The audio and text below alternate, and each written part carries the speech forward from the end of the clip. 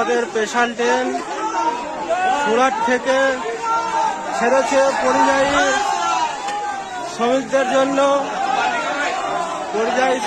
জন্য। বন্ধুরা এখন সন্ধ্যা হয়েছে, 7:30। দেখো এটা কি,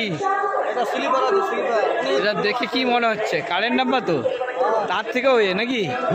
হ্যাঁ দেখো সিলভার এখানে লেখা আছে, দেখো সিলভার, ঠিক আছে।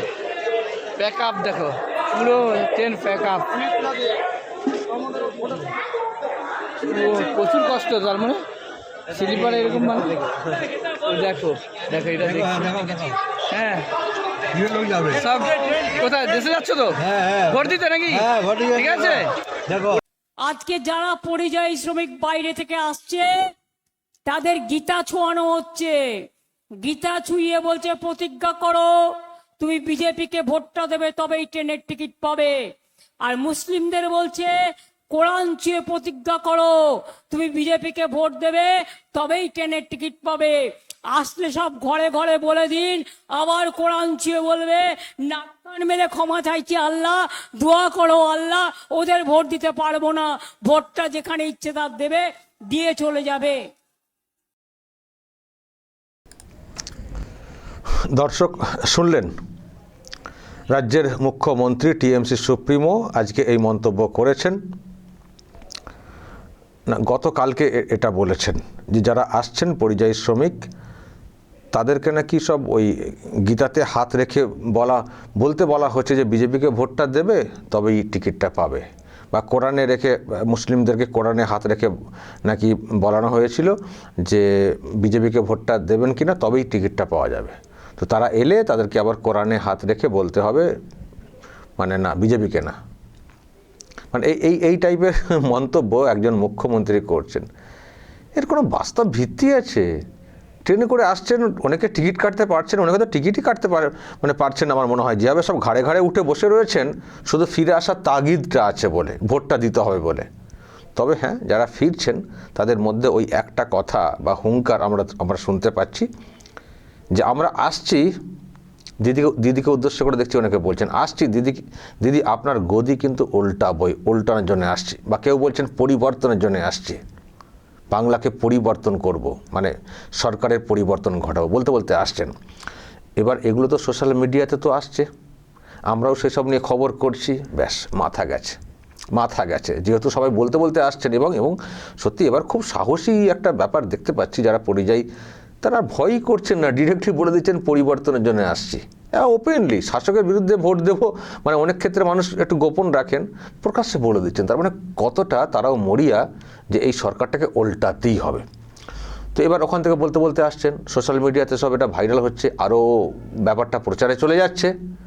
উনি বুঝতে পারছেন এ তো এক তো তারা দেবেনি উল্টো দিকে ভোট, এবং যেভাবে তারা ওয়েব তুলতে আসছেন সবই যাবে। ফলে একটা কিছু বলতে হবে। চলো এটা বলে দিই বলে এটা বলেছেন গীতায় হাত রেখে, কোরআনে হাত রেখে নাকি বলা হচ্ছে বলো বিজেপিকে ভোট দেবে তবেই ট্রেনের টিকিট পাবে। আমার কথা দর্শক এটাই মনে হচ্ছে, জাস্ট এই যে একটা তৈরি হচ্ছে না, ওয়েব তৈরি হয়ে গেছে না, সেটাকে ঢাকা দেওয়ার জন্যে ম্যাডাম এখন এইসব বলতে শুরু করেছেন। মানে একটা বাচ্চা ছেলে শুনলেও হাসবে। আমি দর্শক আরেকটু ক্রস ভেরিফিকেশন করব, যারা পরিযায়ী শ্রমিকদেরকে নিয়ে কাজ করেন ভিন রাজ্যে, তাদের মধ্যে বক্তব্য আপনারা শুনেছেন কই পরিচিত মুখ এস আলম এই মুহূর্তে দুবাইয়ে আছেন, কিন্তু উনিও ভোট দিতে ফিরবেন তো আমাকে বলেছেন, আমি সেটাও জানবো। আপনাকে আরও একবার স্বাগত জানাই আরামবাগ টিভিতে। আমি আপনাকে নিলাম জরুরি ভিত্তিক এই জন্য, যেহেতু আপনারা গোটা দেশের অল ইন্ডিয়াতে পরিযায়ী শ্রমিকদের নিয়ে কাজ করেন, আপনারা একটা সংগঠন চালান। রাজ্যের মুখ্যমন্ত্রী হঠাৎ করে এই মন্তব্য করেছেন যে যারা আসছেন ট্রেনে করে তাদের নাকি গীতাতে কোরআনে হাত রেখে বলতে বলা হচ্ছে যে বলো বিজেপিকে ভোট দেবে তবেই নাকি টিকিট দেওয়া হচ্ছে। এরকম কোনো মানে অভিযোগ বা কিছু খবর গেছে আপনার কাছে? শফিকুল দা, এরকম একটা ভিত্তিহীন কথা মাননীয় মুখ্যমন্ত্রী, উনি একটা প্রেস্টিজিয়াস পদে, প্রশাসন পদে বসে আছেন, ওনার মুখ থেকে আমরা শুনবো এটা আশা করিনি। যেহেতু প্রায় 250টারও বেশি স্বর্ণশিল্পী সংগঠন আমার সঙ্গে কানেক্টেড আছে এবং আমি তাদের সঙ্গে কানেক্টেড আছি, ভিন্ন রাজ্য থেকে লক্ষাধিক লোক তারা পশ্চিমবঙ্গে ফিরছে। ডেফিনেটলি তারা পরিবর্তনের জন্যই ফিরছে, তার মধ্যে বেশিরভাগ অংশ এবং তাদের মনের মধ্যে একটা দুঃখ এবং একটা রাগ আছে। দুঃখটা এই জন্যেই যে লাস্ট 14-15 বৎসরে পরিযায়ী সংখ্যা বাংলায় কমেনি, বেড়েছে। আর কষ্ট এই জন্যেই যে তারা তাদের ফ্যামিলি, তাদের আত্মীয় পরিজনকে ছেড়ে যে বাইরে থাকে, তাদের যে কি কষ্ট সেটা হয়তো আমাদের মাননীয় মুখ্যমন্ত্রী বুঝতে পারেননি। তাই আমাদের জন্য পশ্চিমবঙ্গ সরকার কখনোই ভাবেনি, আমাদের জন্য কোনো কাজ পশ্চিমবঙ্গ সরকার কখনোই করেনি। হ্যাঁ, ভাঙতাবাজি দিয়েছে আমাদেরকে, কিছুদিন আগে আমাদেরকে ভাঙতাবাজি দিয়েছিল, আমরা নাকি বাংলায় ফিরে এসেছি এবং 5,000 টাকা নাকি আমাদেরকে দেওয়া হচ্ছে। তো আমি সেই জন্য এর আগের প্রতিবেদন আপনাকে বলেছিলাম যে আমাকে বেশি নয় 50টা উদাহরণ দেওয়া হোক যে আমরা 50 লক্ষ স্বর্ণকার আছি, আমাদেরকে 50 জনকে 5,000 টাকা করে দেওয়া হয়েছে যারা প্রকৃত স্বর্ণশিল্পী। আমাদের নাম করে যদি তৃণমূলের কোনো ক্যাডারকে পয়সা দেওয়া হয়, সেটা কিন্তু আমাদেরকে পয়সা দেওয়া হচ্ছে না। আমাদের যে কষ্ট, আমাদের যে দুঃখ, আমাদের যে ভিন্ন রাজ্যে যে আমাদের প্রবলেম ফেস করি আমরা, সেই জন্য আমরা এবারের পরিবর্তনের জন্য আমরা ভোট দেবো এবং তার জন্য হাজার হাজার লোক যাচ্ছে। এবং শফিকুল দা বললে খুব কষ্ট হবে যে আমরা অনেক চেষ্টা করেছিলাম যে আমরা ম্যাক্সিমাম যেমন ট্রেন পাই এবং বাস কিংবা গাড়ি, কিন্তু আমাদের সেভাবে যতটা আমাদের প্রয়োজন ছিল সেভাবে আমরা ট্রেন, বাস, গাড়ি পাইনি। তা সত্ত্বেও এক একটা রিজার্ভেশন বগিতে যেখানে 70-80টা সিট থাকে, সেখানে 300-400 জন লোক পায়ের উপরে পা তুলে মাথার উপরে দিয়ে লোক এমন ভাবে যাচ্ছে যে তাদেরকে দেখলে কষ্ট হবে। আপনি হয়তো ভিডিও অনেক দেখেছেন, খুবই কষ্টকর অবস্থায় যাচ্ছে। এই অবস্থাতেও যদি আমাদের মাননীয় মুখ্যমন্ত্রী এই কথা বলেন যে তাদেরকে কোরআন শরীফে কিংবা গীতাতে হাত রেখে কসম খাওয়ানো হচ্ছে, আমি আজকে আপনার সংবাদ মাধ্যমে এবং মেইনস্ট্রিম মিডিয়ার দিকে বলবো যে তারা এটা, আমি চ্যালেঞ্জ করছি যে একটা ভিডিও, একটা ফুটেজ দোক মাননীয় মুখ্যমন্ত্রী যে যারা পরিযায় তাদেরকে গীতায় হাত রেখে কসম খাওয়ানো হয়েছে, সগন খাওয়ানো হয়েছে কিংবা কোরআনে হাত রেখে কসম খাওয়ানো হচ্ছে। বাট আমি প্রমাণ দিতে পারি যে পশ্চিমবঙ্গে এরকম হাজার হাজার জায়গায় মুসলমান যারা পরিচয় আছে তাদের পরিবারকে যে ভয় দেখানো হচ্ছে যে তোমাদের ছেলেদেরকে কিংবা তোমাদের পরিবার যারা বাইরে আছে তাদেরকে ডাকতে হবে, তোমাদের এসআর এর নাম বাতিল হয়ে যাবে কিংবা বাতিল হয়ে গিয়েছিল, তোমরা যদি না ভোট দাও তাহলে তোমাদের না ভোটার লিস্টে নাম কেটে যাবে কিংবা তোমাদেরকে ডিটেনশন ক্যাম্পে পাঠানো হবে কিংবা তোমাদের এই দেশ থেকে তাড়িয়ে দেওয়া হবে।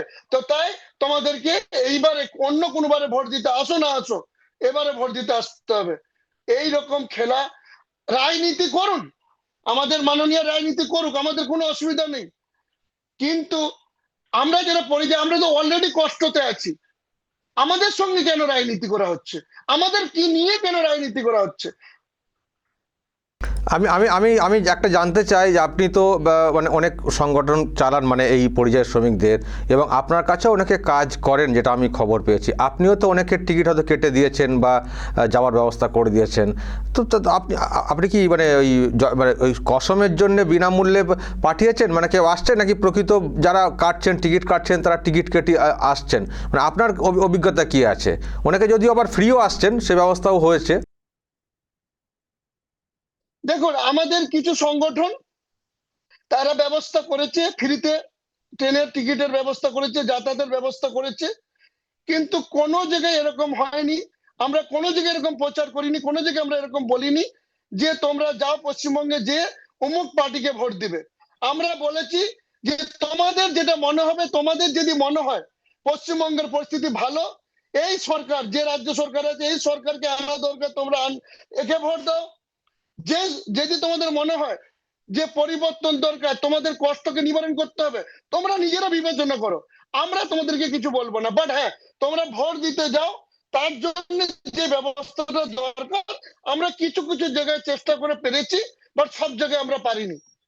না, তার মানে এইরকম না, মানে যেটা যাওয়ার প্রসেস টিকিট কেটে বা কোনো সংস্থা সংগঠন তারা পাঠাচ্ছে সেইভাবে আসছেন, কিন্তু এই রকম আপনাকে মানে এরকম দেখতে হয়নি বা খবর আসেনি যে ওই কোরআনে বা গীতাতে হাত রেখে বলার বিনিময়ে একেবারে টিকিট পেয়ে যাওয়া, চলে আসা, মানে এইরকম কোনো খবর আপনার কাছে নেই যেটা বলছেন আপনি?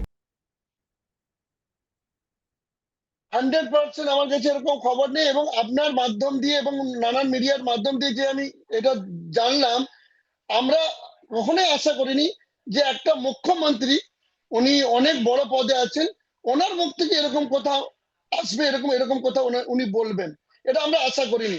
আমরা পরিযায়ী, আমাদের জন্য যদি উনি কিছু করতে পারতেন আমরা খুশি হতাম, করতে পারেনি, আমাদের কোনো দুঃখ নেই। হয়তো আগামী দিনে যদি উনি আবার সরকারে ফিরে আসেন, উনি করবেন কিনা আমি জানি না, কিন্তু এইরকম আমাদের ক্ষতি করার চেষ্টা যেটা করছে, এটা এক ধরনের আমাদের ক্ষতি করা হচ্ছে, আমাদেরকে বদনাম করা হচ্ছে, আমাদের নামে কুৎসা রটানো হচ্ছে, এটা ঠিক না। এটা মুখ্যমন্ত্রীর এটা করা উচিত না। আপনি তো দুবাইয়ে তো আছেন, আগের দিনে কথা হচ্ছিল আপনি ফিরবেন, ভোটের মধ্যে ফিরতে পারবেন তো? আমার কালকে রাত্রে ফ্লাইট আছে, এবং আমি যেমন আগের বারও বলেছি আপনাকে প্রতিবেদনে, যে আমার জীবনের যতবার আমি ভোট দিয়েছি কিছু না কিছু কারণ দেখে দিয়েছি, এবার আমার ভোটটা হবে পাল্টানোর জন্য। পাল্টানো দরকার। ওকে, অসংখ্য ধন্যবাদ সরাসরি থাকার জন্য। একটা বিষয় আমি ক্রস চেক করলাম, আপনি পরিষ্কার বললেন এরকম কোনো বেলাই নেই, সবাই যে যার মতো করে আসছেন, বা সাংগঠনিকভাবে কেউ কোথাও হয়তো ব্যবস্থা করে দিয়েছেন, কিন্তু মানুষের মধ্যে তাগিদ একটা আছে আসার, সেটাও মানে উল্লেখ্যের। ভালো থাকবেন, পরে আবারও যোগাযোগ করবো। ভালো থাকবেন। শফিকুল দা, আমি আপনার মাধ্যমে একটা রিকোয়েস্ট করব আমাদের মাননীয় মুখ্যমন্ত্রীকে, যে মাননীয় মুখ্যমন্ত্রী প্লিজ দয়া করে আমাদের যারা পরিযায়ী ভিন্ন রাজ্যে আছে তাদের একটু আসার যদি কিছু ব্যবস্থা করে দিতে পারেন, তাহলে আমরা উপকৃত হব। সেটা উনি করবেন না, উনি তো ওখানে বললেন যে এসে কোরআনে হাত দিয়ে আবার বলতে হবে যে না আমরা এখানেই ভোট দেবো, দিয়ে আবার চলে যাবেন। লাস্টে দেখবেন বলেছেন চলে যাবেন, এবার যে যার মতো চলে যাবেন। ওই মাঝখানে তো 5,000 টাকা না কি সব একটা অংশকে দেওয়ার কথা বলা হয়েছিল, উনি তো 12 মাস দেবেন বলেছিলেন, 12 মাস তো মানে ভোট পর্যন্ত, তারপর দেখবেন কীভাবে উনি কেটে পড়েন, সেটা আমাদের জানা আছে। আবার কি করবেন, এবার যে যার মতো করে চলে যেতে হবে। আচ্ছা, ভোট দিয়ে তো শফিকুল দা, এটা তো ব্যক্তিগত মত, এটা তো ব্যক্তিগত মত। আমাদের সংবিধান আমাদেরকে অধিকার দিয়েছে যে আমরা কোন পার্টিকে ভোট দেবো, কে সরকার আসবে, তার জন্য আমাদের এটা হচ্ছে সবচেয়ে বড় পাওয়ার আমাদের হাতে। তো এটা সে যে কোনো পার্টি হোক না, সে কেন কি করে বলতে পারে আমাকে যে আমাকেই ভোট দিতে হবে, তা আবার কোরআনের মতন, গীতার মতন পবিত্র গ্রন্থ হাত দিয়ে, মানে দিব্যি কিংবা কসম খাইয়ে? এটাই তো সব থেকে অবাকের, এটাই তো সব শুনছি, মানে সবই কত কত আজগুবি গল্প লাগছে। এবং আবার উনি নিজেই বলছেন এখানে এসে আপনারা কোরআনে হাত দিয়ে বলবেন, মানে উনিও সেই শপথের কথাটাই বলছেন, খুবই দুর্ভাগ্যের। যাই হোক, হ্যাঁ, তবে একটা কথা বলবো, আপনি আপনার সংবাদ মাধ্যমের মাধ্যমে যে তৃণমূলের যেসব ক্যাডাররা আছে, তারা যেমন না বাড়ি বাড়ি পৌঁছে গীতা কোরআন নিয়ে যেমন না পৌঁছে যায় কসম খাওয়ানোর জন্য কিংবা দিব্যি খাওয়ানোর জন্য, এইটা যেমন না করে, এটা কিন্তু তাহলে কিন্তু একটা ধর্মের আঘাত হয়ে যাবে। যে কারো বাড়িতে যে কোরআন নিয়ে গীতা নিয়ে কসম খাওয়ানোর জন্য, এটাও কিন্তু ঠিক নয়। যেটা উনি ওনার পার্টির ক্যাডারদেরকে যেটা উনি মেসেজ দিচ্ছেন, এটা কিন্তু খুব ভালো জিনিস নয়, এটা কিন্তু খুব খারাপ জিনিস হবে।